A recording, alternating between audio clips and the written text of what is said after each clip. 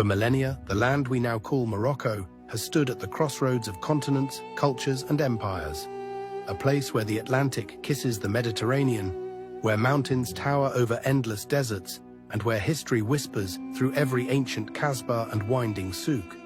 From the earliest humans to leave their mark on African soil to the rise of mighty dynasties that shaped the medieval world, Morocco's story is one of resilience, mystery, and transformation.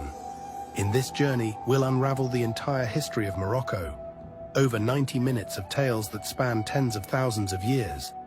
We'll meet forgotten tribes, fearless warriors, and visionary rulers, piecing together a past that's as captivating as it is complex. So settle in, and let's step back to a time before cities, before kings, when the first sparks of humanity flickered in the shadow of the Atlas.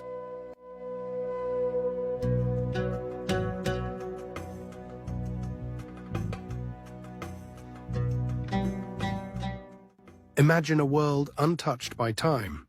It's 12,000 BCE, and the vast expanse of what we now call Morocco is a wild, untamed frontier.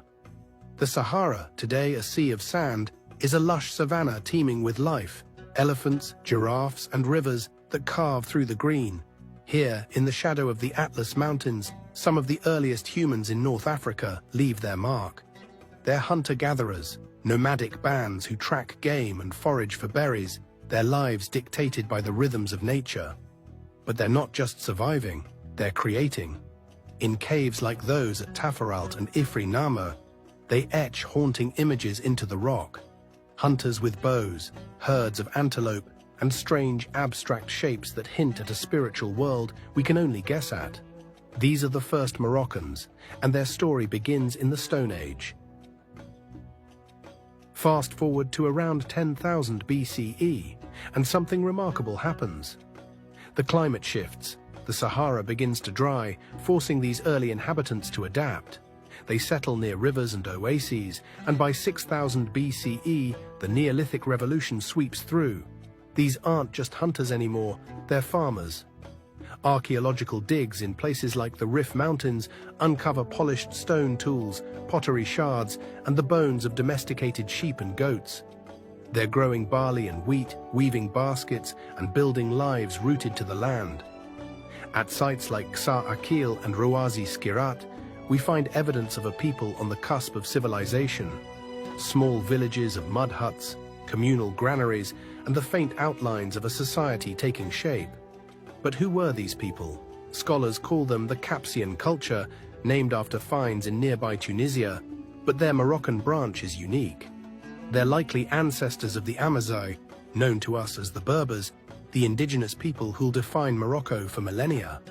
Their language, Tamazight, may trace its roots to this era, a linguistic thread stretching back to prehistory. And they're not alone. By 5000 BCE, trade networks emerge, linking them to other North African tribes. Obsidian tools found in Morocco hint at exchanges with far-off lands, a sign that even in this ancient time, Morocco's position, bridging Africa, Europe, and the Mediterranean, makes it a hub. Now, let's leap to 1200 BCE. The world beyond Morocco is stirring. Across the Mediterranean, the Phoenicians, master seafarers from modern-day Lebanon, are charting the seas. They're traders, not conquerors, driven by a hunger for tin, silver, and purple dye. And Morocco, it's a gold mine.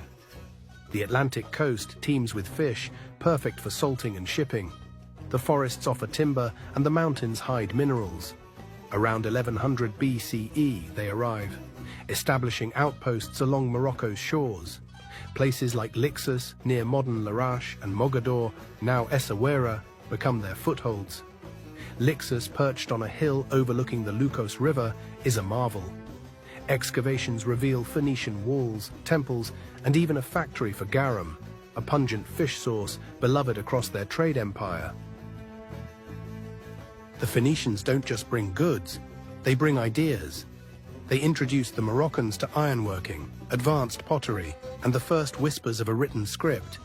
Their alphabet, a precursor to Greek and Latin, starts to influence local culture. But they're not here to rule.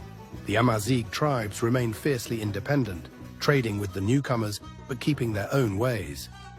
At Lixus, archaeologists find Phoenician coins stamped with fish and ships alongside Amazigh tools, a snapshot of two worlds meeting, not clashing but coexisting. By 800 BCE, the Phoenician star begins to fade, eclipsed by their own colony, Carthage. Founded in modern Tunisia, Carthage inherits Morocco's trade routes and takes them to new heights. Around 600 BCE, Carthaginian ships, bigger, bolder, sail past Gibraltar, hugging Morocco's coast. They're after the same riches, fish, timber, and now ivory from the Atlas elephants, which still roam in dwindling numbers. They expand Lixus and Mogador, turning them into thriving ports. But Carthage has bigger ambitions. They're building an empire, and Morocco's strategic spot, guarding the Western Mediterranean, makes it a prize. Here's where things get intriguing. In 500 BCE, a Carthaginian explorer named Hanno the Navigator sets out on a daring voyage. His account, preserved in a Greek text called the Periplus, describes sailing down Morocco's coast, past towering cliffs and rivers of fire, possibly volcanic flows or burning forests. He meets hairy wild men and swift-running women, likely Amazigh tribes, and captures 3 of them before sailing on. Hanno's tale is half fact, half legend, but it paints a vivid picture. Morocco's coast is a wild, mysterious frontier, even to these seasoned sailors. His journey maps the region for Carthage, cementing its hold. Carthage doesn't stop at trade. They forge alliances with Amazigh chieftains, offering weapons and wealth for loyalty. Sites like Volubilis, later a Roman city, show early Carthaginian influence, with Punic-style pottery and inscriptions. But the Amazigh aren't pawns. They adopt what's useful, iron swords, coinage, while holding fast to their traditions. Their hilltop villages, or ksur, dot the landscape, defensible and proud. By 400 BCE, Morocco's a patchwork of power. Carthaginian ports on the coast, Amazigh tribes inland, each eyeing the other warily. So what's the hook of this era? It's the birth of Morocco's identity, a land shaped by its people and its place. The Capsian farmers lay the roots, the Phoenicians spark connection, and Carthage brings the world to its shores. But beneath it all, the Amazigh endure, their spirit unbowed. This is just the beginning. In Part 2, Rome arrives, and Morocco faces its first true test of conquest. Stick around. Things are about to get epic.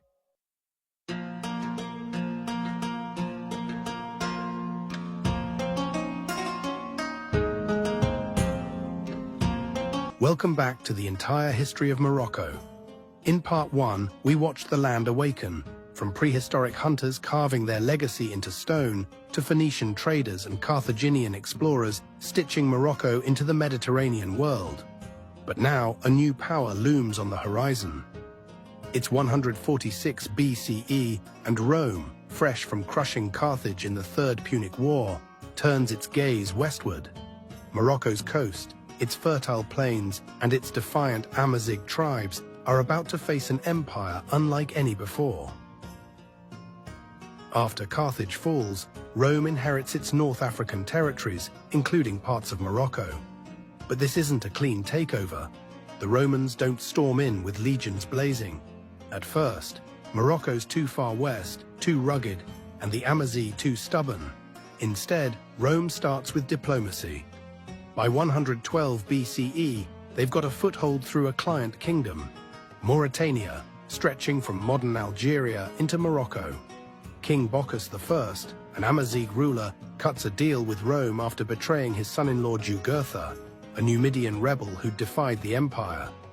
Bocchus hands Jugurtha over in chains, and in return, Rome props him up as a puppet king. It's a shaky start, but it works, for now. Fast forward to 40 CE. Emperor Claudius decides it's time to tighten the grip. He annexes Mauritania outright, splitting it into 2 provinces, Mauritania Caesariensis to the east, and Mauritania Tingitana in western Morocco, with its capital at Tingis, modern Tangier. This is Rome's westernmost frontier, a land of opportunity and danger. The Romans don't control everything. Beyond the coastal plains and fertile valleys, the Atlas Mountains and Sahara remain Amazigh strongholds. But where they do settle, they transform. Volubilis, once a Carthaginian outpost, becomes a Roman jewel. By 100 CE, it's a bustling city of 20,000. Think forums, basilicas and bathhouses, all framed by olive groves and wheat fields. What's Rome after? Resources. Morocco's got grain to feed the empire, olives for oil, and wild beasts, lions, leopards, for the Colosseum's bloody spectacles. Excavations at Volubilis reveal garum factories, just like the Phoenicians, and amphorae stamped with Roman seals. But it's not all exploitation. Rome brings roads, hundreds of miles linking Tingis, Lixus, and Volubilis, paving the way for trade and troops.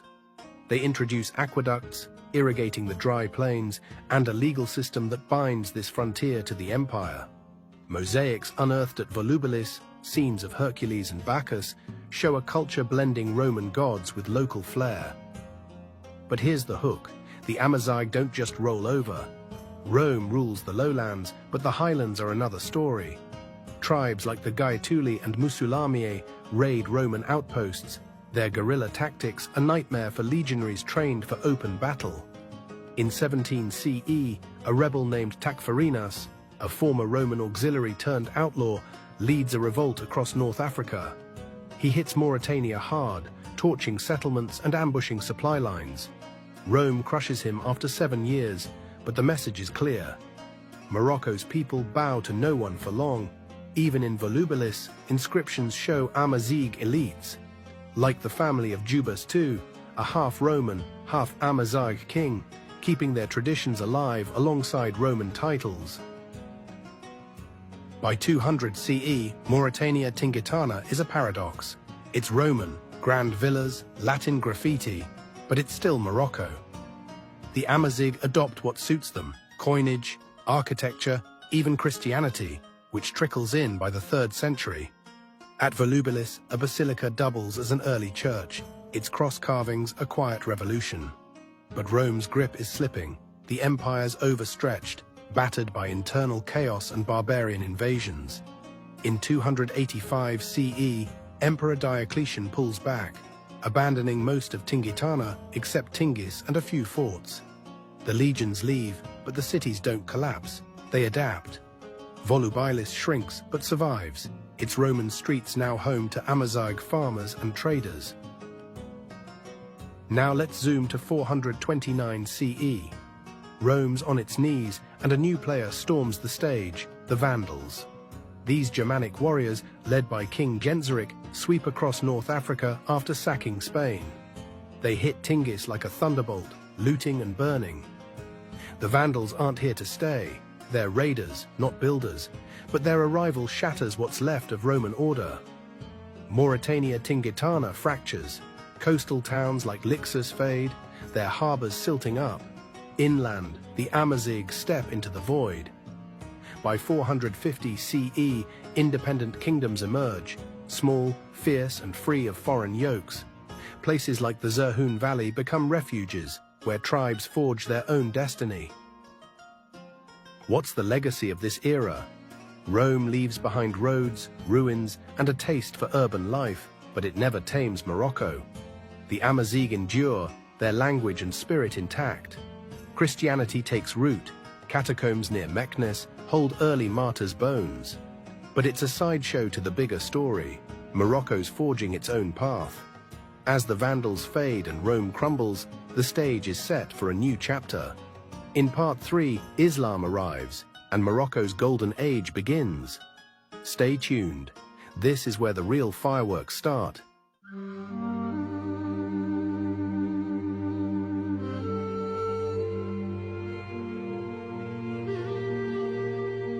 Welcome back to the entire history of Morocco. In Part 2, we saw Rome's grip falter, the Vandals storm through, and the Amazigh rise from the ashes of empire. It's 429 CE, and Morocco's a patchwork of fiercely independent tribes, clinging to their ways as the world shifts around them. But a storm is brewing in the east, one that will reshape this land forever. It's 632 CE, and the Prophet Muhammad has just died in Medina. His successors, the Rashidun Caliphs, unleash a wave of conquest that sweeps across Arabia, into Egypt by 642, and then westward. By 670, the Umayyad dynasty takes the reins, and their general, Uqba ibn Nafi, sets his sights on the Maghreb, the west in Arabic, encompassing Morocco. In 681, he storms into what's left of Roman Mauritania Tingitana. He's a whirlwind. Legend says he rides his horse into the Atlantic, declaring, "Oh God, if this sea didn't stop me, I'd conquer the world for you." True or not, it's a bold claim, and it sticks. But Morocco's no easy prize. The Amazigh tribes, still calling themselves Imazigan, free people, aren't fazed by this new invader. They've fought Romans, Vandals, and each other. Arabs are just the latest challenge.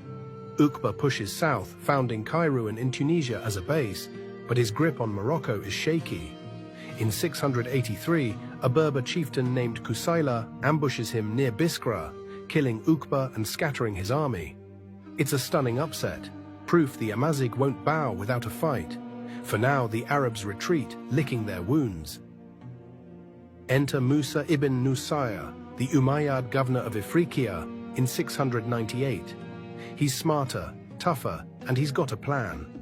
Instead of brute force, he mixes conquest with diplomacy. By 710, he's subdued much of the Maghreb, reaching Tangier. His secret weapon? Tariq ibn Ziyad, an Amazigh convert to Islam. Tariq's one of their own, and he knows the terrain. In 711, he crosses into Spain. Yes, that Gibraltar, named Jebel Tariq after him, and crushes the Visigoths, opening Al-Andalus. Morocco's now a launchpad for an empire stretching from the Atlantic to the Pyrenees. But back home, the Amazigh aren't just pawns, they're converting en masse, drawn to Islam's promise of equality and its rejection of Roman hierarchies. By 740, Islam's taken root, but the Umayyads are crumbling. A revolution in Damascus topples them, and the Abbasids seize power, shifting the caliphate east to Baghdad. Morocco's too far to control, and the Amazighs seize the chance. Enter the Kharijites, rebel Muslims who reject both Umayyad and Abbasid rule. In 740, a Kharijite leader, Maysara al-Matgari, sparks the Great Berber Revolt. From the Atlas to the coast, tribes rise up, smashing Arab garrisons. They take Kairouan briefly, but the Abbasids hit back hard. The revolt fizzles by 743, yet it leaves a mark. Morocco's no longer a colony, it's a power in its own right. Now the stage is set for a game-changer. It's 788, and a man named Idris ibn Abdallah stumbles into Morocco, a refugee with royal blood. He's a descendant of the Prophet Muhammad through Ali, fleeing Abbasid assassins after a failed revolt in Arabia. He lands in Volubilis, still a shadow of its Roman glory, and the Amazigh Araba tribe takes him in. Why? They're tired of chaos, Kharijite splinter groups, tribal feuds, and Idris offers something new: legitimacy. In 789, they proclaim him king at the old Roman Forum. Idris I founds Morocco's first native dynasty, the Idrisids, and with it a new era begins. Idris is no warlord, he's a unifier. He marries Kenza, an Araba princess, cementing his ties to the tribes. By 791, he's strong enough to move, founding Fez on the banks of the Johar River. Fez isn't just a city, it's a statement. With its mud brick walls and sprawling Medina, it's a hub for Islam, trade, and learning. Idris brings scholars from Kairouan and Cordoba, turning Fez into a beacon of culture. Mosques rise like the Karawiyin, founded in 859 by a woman, Fatima al-Fihri, a place that'll become one of the world's oldest universities. But Idris's reign is short. In 793, an Abbasid agent poisons him. He's buried near Volubilis, a martyr king at 26. His son, Idris II, born posthumously, takes the throne in 803 at age 11. Raised by his mother Kenza and a regent, he's a prodigy. By 814, he's expanded Fez, welcoming refugees from Al-Andalus and Kairouan, Jews, Muslims, artisans. The city booms, its tanneries and markets buzzing with life. Idris II pushes the Idrisid reach west to Tlemcen and south into the Atlas, forging a state that's Amazigh at its core, but Arab in its faith. Coins minted in Fez bear his name, a symbol of sovereignty. When he dies in 828, Fez is a capital to rival any in the Islamic world. But unity's fragile. After Idris II, the dynasty splinters. His sons divide the realm, Fez, Tlemcen and smaller fiefs, bickering over power. By 900, the Idrisids are weakening, caught between rising Fatimids in the east and Umayyad al-Andalus flexing from Spain. In 929, the Fatimids deal the final blow, toppling the last Idrisid ruler. Fez falls, but its spirit doesn't. The Idrisids leave a legacy, Morocco's first taste of independence, a fusion of Amazigh grit and Islamic splendor.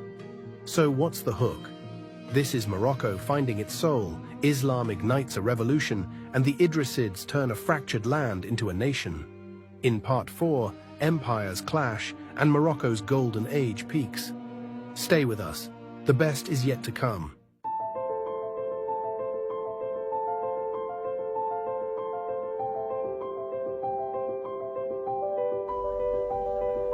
Welcome back to the entire history of Morocco. In Part 3, we watched Islam ignite the land as the Idrisids forged a nation from the ashes of conquest. It's 929 CE, and the Idrisid dynasty has just fallen, swallowed by the Fatimids from the east. Morocco's a fractured prize, tribes sparring, cities vying for power, and foreign eyes watching hungrily.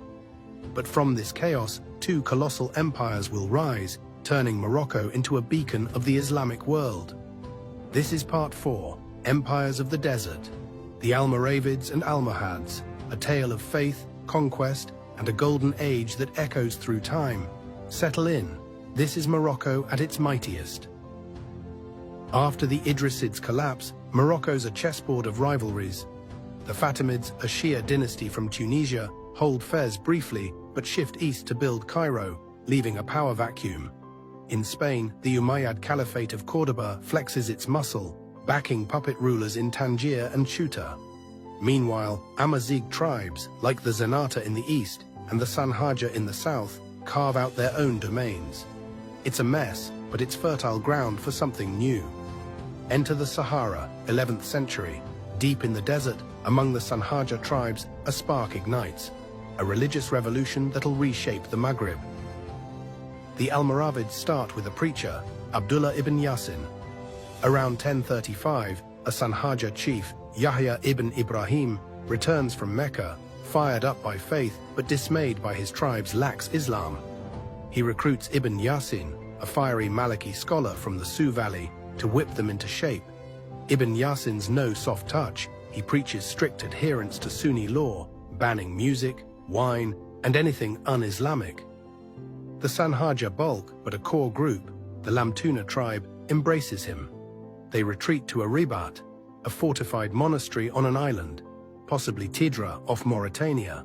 Here, they're reborn as the Almorabitun, those of the Ribat, or Almoravids, a brotherhood of warrior monks. By 1042, Ibn Yasin's got an army. They sweep north, conquering rival Sanhaja tribes and seizing the desert trade routes, gold, salt and slaves flowing from West Africa to the Mediterranean. Their leader, Yahya ibn Umar, dies in battle in 1056, but his brother Abu Bakr steps up, joined by their cousin Yusuf ibn Tashfin. Yusuf's the real genius, ruthless, brilliant and patient. In 1062, he founds Marrakech, Murakush in Tamazight, a dusty camp that'll grow into Morocco's beating heart. With its palm groves and strategic spot near the Atlas, it's a fortress and a symbol. By 1070, Yusuf's crushed the Zenata and taken Fez, uniting Morocco under Almoravid banners.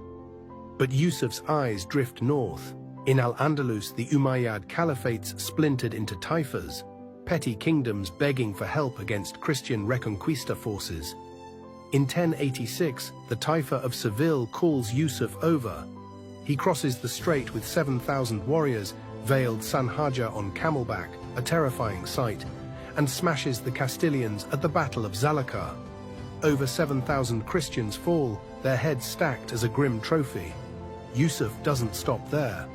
By 1106, he's annexed Al-Andalus, ruling from Marrakech to Zaragoza. The Almoravids peak, an empire spanning the Sahara to Spain, fueled by gold and faith. What's life like under the Almoravids?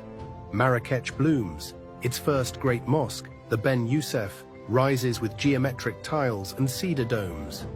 Trade booms, gold coins stamped with Arabic script flood markets from Timbuktu to Toledo.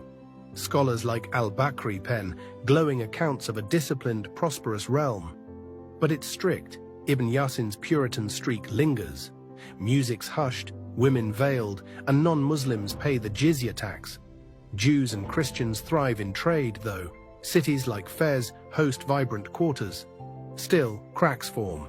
The Sanhaja elite grows soft, and in Al-Andalus, Christian kings regroup. Enter the Almohads. It's 1121, and a new preacher rises in the High Atlas, Muhammad ibn Tumat. He's an Amazigh from the Mazmuda tribe, educated in Cordoba and Baghdad, and he's furious. The Almoravids, he says, are corrupt, too lax on doctrine, too cozy with power.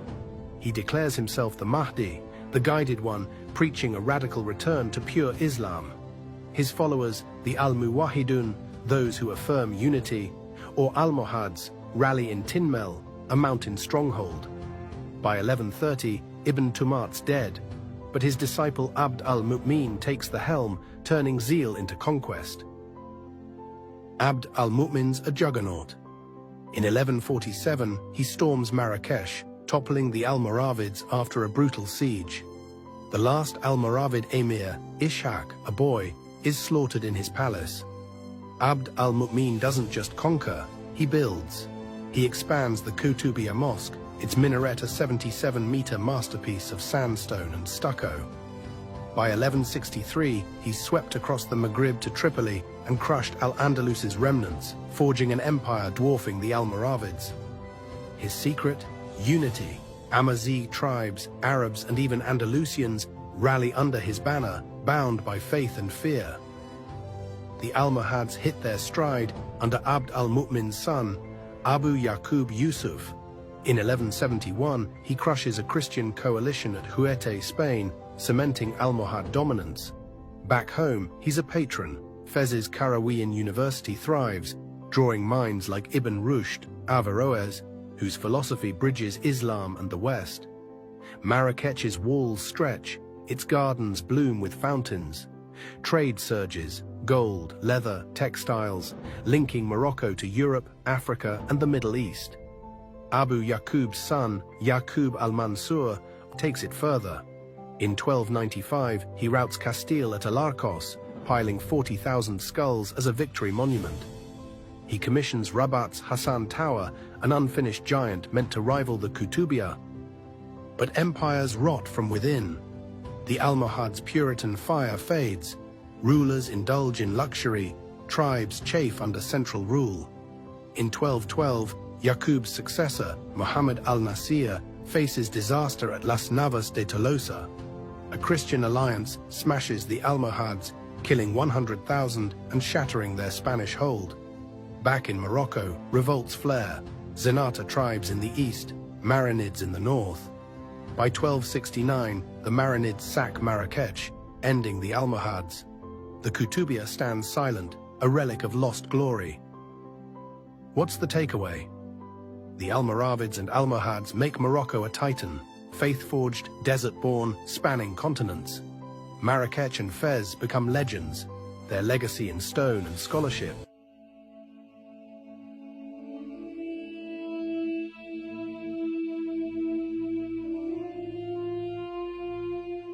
Welcome back to the entire history of Morocco. In part 4, we witnessed the Almoravids and Almohads forge empires from desert sands, only to see them crumble by 1269 CE under the weight of war and rebellion. Marrakech lies in ruins, the Almohad dream shattered. But Morocco's story doesn't fade, it reignites. Enter the Marinids, a new Amazigh dynasty ready to pick up the torch. This is part 5, the Marinid Zenith, a saga of breathtaking beauty, fierce battles, and a slow unraveling that sets the stage for Morocco's modern age. Let's dive into a world where Fez becomes a jewel and the horizon darkens with change. The Marinids start as outsiders. They're Zenata Berbers from eastern Morocco, nomads who've watched the Almohads falter. By the 1240s, under their leader Abu Yahya ibn Abd al-Haq, they're chipping away at Almohad edges, raiding Fez, seizing Meknes. In 1269, Abu Yusuf Yaqub delivers the killing blow, sacking Marrakech and ending the Almohads. But he doesn't linger there. The old imperial capital's too battered, too tied to the past. Instead, he crowns Fez his throne in 1276, shifting Morocco's heart north.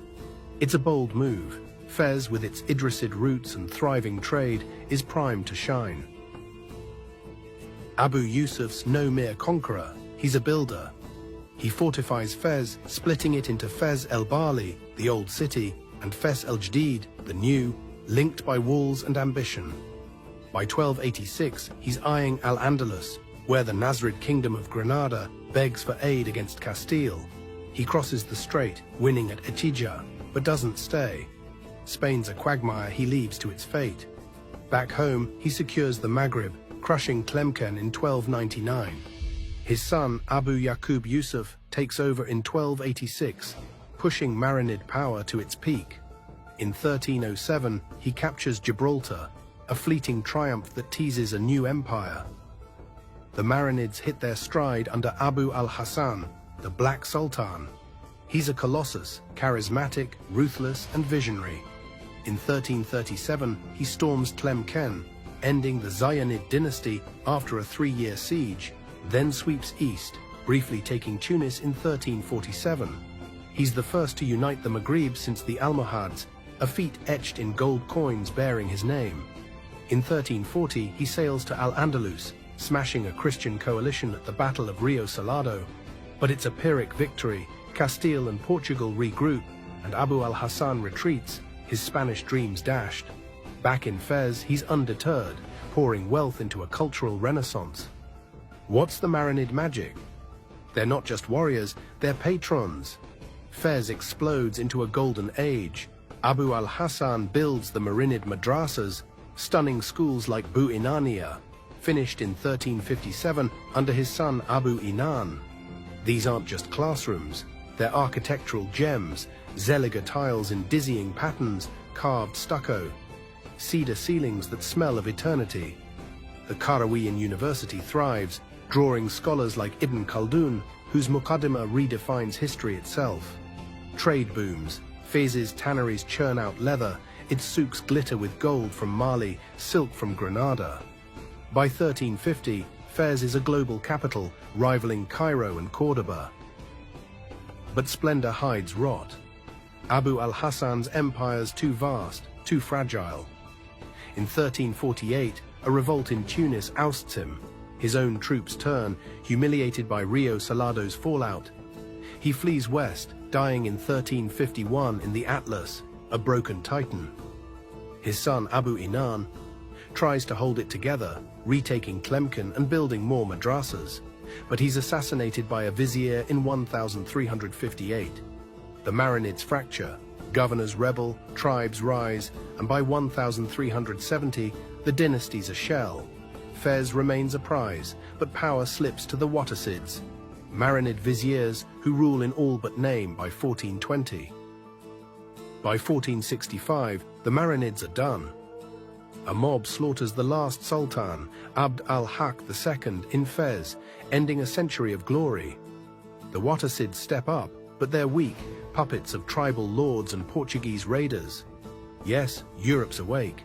Since 1415, Portugal seized Ceuta, eyeing Morocco's coast. By 1471, they've got Tangier and Asilah, building forts like El Jadidas. The Wattasids flail.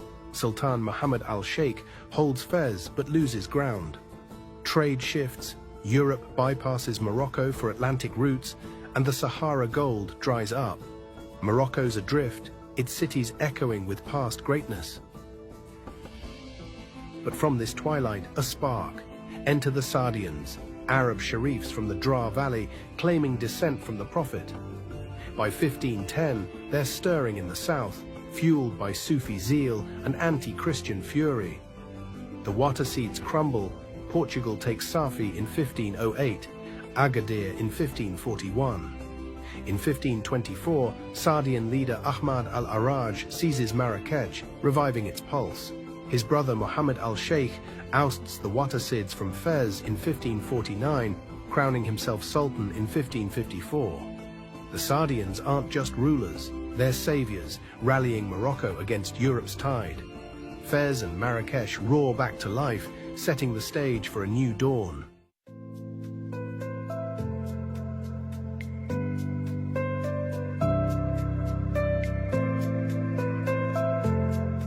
Welcome back to the entire history of Morocco. In Part 5, the Marinids lit up Fez with a cultural golden age, only to fade as the Sardians swept in by 1554, ousting the faltering Wattasids. Morocco's at a crossroads. European powers nibble at its coasts, trade routes shift, and internal chaos looms. But the Sardians, sharifs with prophetic blood, are here to reclaim the throne and the soul of this land. This is Part 6, the Sadian Revival, a story of dazzling victories, opulent tombs, and a descent into anarchy that paves the way for a new dynasty. Let's step into Morocco's fiery rebirth. The Sadians rise from the Dra Valley, fueled by Sufi fervor and a claim to descent from Muhammad. Muhammad al-Sheikh, crowned sultan in 1554, is a warrior with a vision. He's already booted the Wattasids from Fez in 1549, and now he turns on Portugal, who've dug into Ceuta, Tangier, and Safi. In 1557, he besieges Mazagan, El Jadida, failing but sending a message. Morocco's done cowering. He fortifies Marrakech, making it his base, and taxes the Sahara trade, gold, salt, slaves, to fund his wars. But his reign's cut short. In 1557, Ottoman agents, fearing his power, hire assassins who behead him in the Atlas. His son, Abdallah al-Ghalib, steps up, inheriting a throne on edge. Abdallah al-Ghalib steadies the ship. He fends off Ottoman pressure from Algiers, Morocco's no puppet, and keeps Portugal at bay. Marrakech blooms under him, mosques rise, markets hum. But family treachery looms. When he dies in 1574, his sons feud. Abu Marwan Abd al-Malik, backed by the Ottomans, seizes power in 1576, only to die in 1578.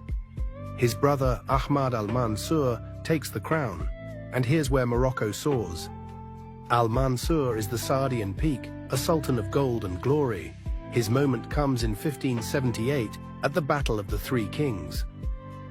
The Battle of the Three Kings, Alcázar Quibir, is Morocco's Alamo and Waterloo rolled into one. Portugal's young King Sebastian, dreaming of a crusade, invades with 17,000 men, allied with a Sardian pretender, Muhammad al-Mutawakkil. Al-Mansur meets them near Ksar el-Kabir with 40,000, cavalry, musketeers, and tribal allies. On August 4th, 1578, it's a bloodbath. Sebastian's drowned in the Lucos River, al-Mutawakkil's killed, and al-Mansur's uncle Abd al-Malik, briefly sultan, dies mid-fight. All three kings perish, and al-Mansur emerges the Mansur, the victorious. Portugal's crippled, losing half its nobility, and Morocco's untouchable. Al-Mansur cashes in. Portugal's out of the game, leaving coastal enclaves vulnerable, though Ceuta flips to Spain in 1580. He turns south, eyeing the Songhai Empire's gold. In 1591, he sends 4,000 men, musketeers, Andalusian exiles, across the Sahara under Judar Pasha. They crush Songhai at Tondibi, sacking Timbuktu and Gao. Gold floods Marrakech. Al-Mansur's dubbed the Golden. He builds the El Badi Palace, a wonder of marble, onyx, and gilt, hosting diplomats from England, think Elizabeth I's trade deals, and the Ottomans. The Sardian tombs, his future mausoleum, glitter with Italian Carrara and Zelige. Excess meets eternity. But gold can't buy stability. Al-Mansur dies in 1603 of plague, and his sons, Moulay Zidan, Abu Faris, Muhammad al-Sheikh al-Mamun, rip the realm apart. By 1610, Morocco's a civil war zone. Zidan holds Marrakesh, Abu Faris Fez, and al-Mamun the north, each backed by rival tribes and European guns. Spain grabs Larache in 1610. England trades with pirates in Salé, and the Saadians bleed out. By 1627, Zidan's clinging to power, but local warlords, like the Dilates in the Rif, carve out fiefs. When he dies in 1627, the dynasty's a ghost. The last Saadian, Ahmad ibn Muhammad, falls in 1659, ending a century of brilliance in chaos. Morocco splinters. Salé becomes a pirate republic by 1624, its Salé rovers raiding Europe with impunity. Marrakech and Fez shrink, trade stalls and plague ravages. But from the southeast, a new force stirs. The Alawites. Like the Saadians, they're sharifs from Tafilalt, claiming prophetic lineage. By 1631, Moulay Ali Sharif begins uniting tribes, his sons, Moulay Muhammad and Moulay Rashid, building on his grit. In 1664, Moulay Rashid seizes Fez, then Marrakech in 1668, declaring himself Sultan in 1666. He's a whirlwind, crushing pirates, taxing trade and restoring order. When he dies in 1672, falling drunk from a horse, his brother Moulay Ismail inherits a fragile crown. Moulay Ismail is Morocco's iron fist. He reigns 55 years, the longest of any sultan, and drags the country back from the brink. He builds Meknes, his Versailles, with 50 palaces, 20 gates, and walls stretching 25 miles, using 30,000 slaves, many European captives. His Black Guard, a 150,000-strong army of sub-Saharan recruits, enforces his will, crushing tribes like the Sus and Rif rebels. In 1684, he retakes Tangier from England after a 23-year occupation, and by 1701, he's expelled Spain from Larache and Asila. Meknes shines, stables for 12,000 horses, gardens fed by aqueducts. But it's a tyrant's dream, built on fear. Ismail's brutal but shrewd. He marries hundreds, estimates say 500 wives, fathering over 1,000 kids, securing alliances with every tribe. He negotiates with Louis XIV, trading captives for cannons, and keeps the Ottomans at arm's length. Trade revives, sugar, leather, carpets flow. But his cruelty's legendary. He executes thousands, once beheading a slave for spilling soup. When he dies in 1727, Meknes is a marvel, but his sons, over 50, vie for power, unleash chaos.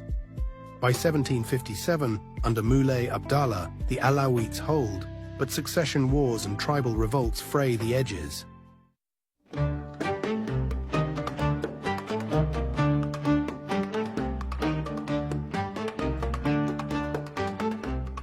Welcome back to the entire history of Morocco.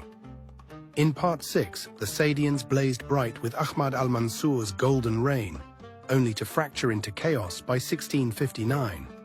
The Alawites rose from the ashes, with Moulay Ismail's iron rule forging Meknes and a new order by 1727. But his death unleashed turmoil, and by 1757, Morocco's teetering. This is Part 7, the Alawite struggle, a tale of a dynasty clinging to power as Europe encroaches, a nation carved up by colonial hands, and a fierce fight to break free. We're racing toward independence. Let's dive in. By 1757, Moulay Abdallah's on the throne, the fifth Alawite sultan since Ismail's death. He's inherited a mess. 30 years of succession wars, sons battling sons, tribes like the Ait Idrasan raiding unchecked. Fez and Marrakech are shells, their trade choked by Salé's pirates and European ships bypassing the Sahara for Atlantic lanes. Abdallah rules until 1790, but he's a shadow king, powers with tribal chiefs and the Maxan, the Sultan's shaky administration. His son, Moulay Yazid, takes over in 1790. A brutal 2-year stint, marked by massacres of Jews in Tétouan and Fez.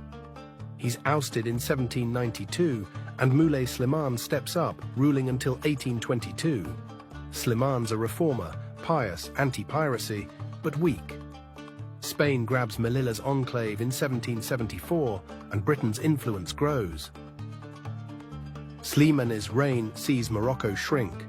The Ottoman Regency in Algiers flexes west, and in 1801 he bans foreign trade to curb European meddling. It backfires, customs dry up, tribes revolt. The Alawites limp into the 19th century, a far cry from Ismail's glory. Moulay Abd al-Rahman inherits this in 1822. He's sharp, reopening trade, taxing exports like leather and wool, but Europe's rising. France conquers Algiers in 1830, eyeing Morocco.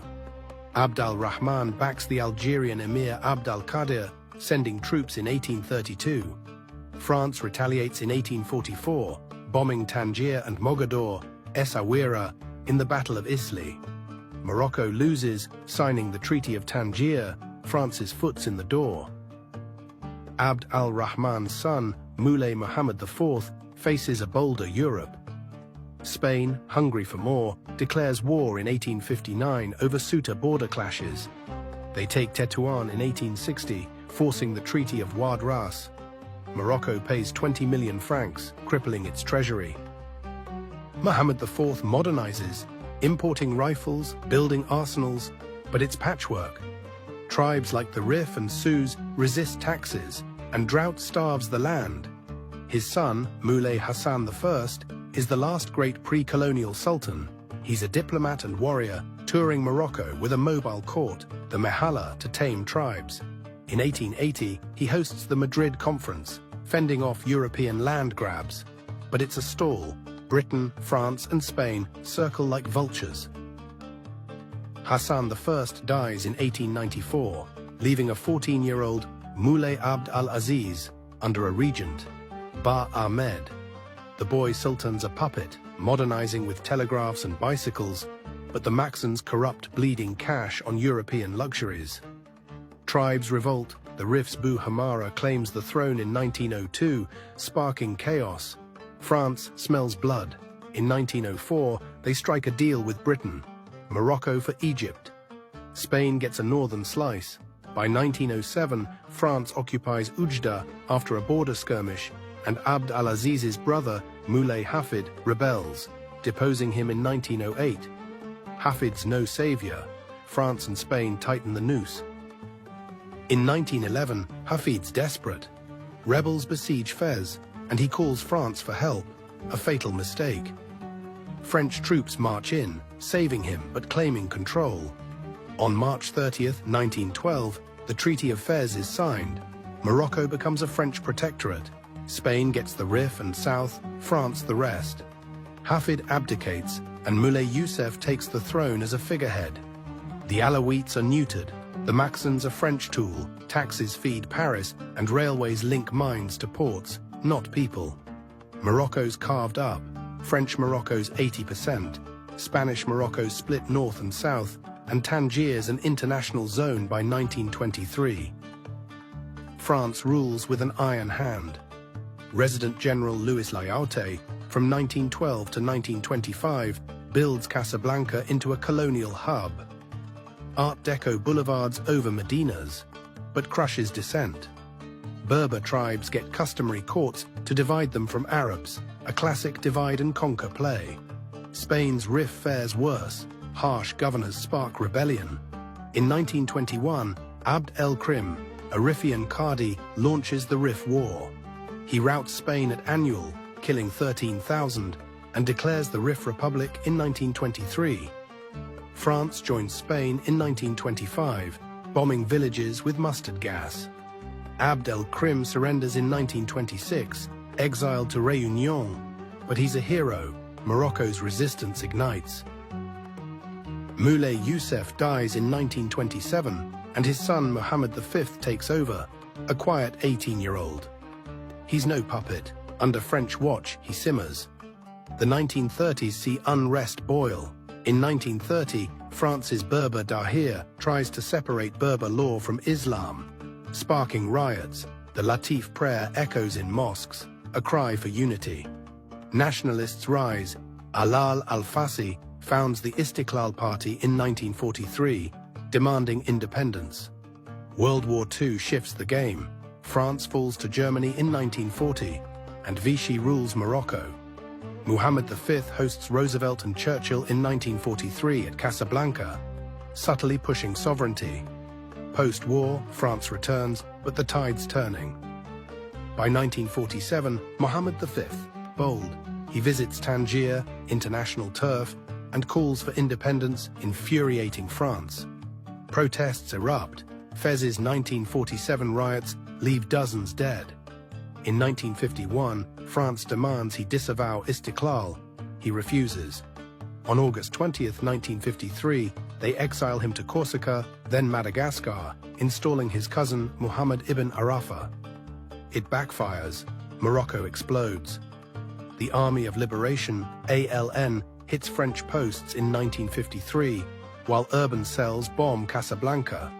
Blood spills. 1955's Oued-Zem massacre kills 49 settlers, answered by French reprisals. France, bled by Algeria's war, buckles. Spain's RIF rebels join the ALN, pressuring Madrid. By 1955, France negotiates, exile ends, Muhammad V returns on November 16th, triumphant. On March 2, 1956, France grants independence. Spain follows April 7th, ceding most zones. Ceuta and Melilla stay Spanish. Tangier rejoins in October. Muhammad V is a king reborn. Crowds cheer in Rabat. The Alawites restored. He navigates a fractured land, tribes, nationalists, and colonial scars, but Morocco's free after 44 years. The cost? Thousands dead, a generation radicalized, and a monarchy poised for modernity.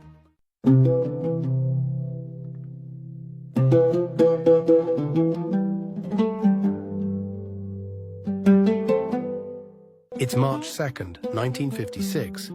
France signs Morocco's independence. Spain follows on April 7th, ceding most territories except Ceuta and Melilla. Tangier rejoins in October. Muhammad V, once exiled, is now a national hero, greeted by millions in Rabat. He's got a fractured country. 44 years of colonial rule left rural poverty, urban unrest, and a Maksan retooled by France. The Istiqlal Party, led by Alal al-Fassi, pushes for a constitutional monarchy, while tribes like the Rif and Atlas demand autonomy. Muhammad V plays it smart, renaming himself king in 1957. He centralizes power, disbanding the Army of Liberation by 1958 to curb rural militias. The early years are shaky. In 1958, Rif Berbers rebel, crushed by General Oufkir's forces. Hundreds die, a signal the monarchy won't bend. Muhammad V builds schools, roads, dams, like the Bin el Ouidain, electrifying the south. He aligns with the non-aligned movement, dodging Cold War blocs, and in 1960 joins the Arab League, cementing ties with Nasser's Egypt. But he's cautious. France remains a trade partner, and Spain's enclaves linger. He dies suddenly in 1961, during surgery, aged 51, mourned as the father of independence. His son, Hassan II, 31, takes the throne. A new era dawns. Hassan II's reign, 1961 to 1999, is Morocco's crucible. He's brilliant, ruthless, and polarizing. In 1962, he pushes a constitution, elections, a parliament, but keeps the king supreme, dissolving parties like Istiqlal when they push back. The 1960s are tense. Casablanca's 1965 student riots over school fees killed dozens, met with tanks. Rural unrest festers, the Sahara trade's gone, and drought starves villages. In 1963, the Sand War erupts with Algeria over Tindouf. Hassan wins tactically, but loses the border, souring ties. By 1970, he's a target. Socialists, Islamists, and army plotters circle.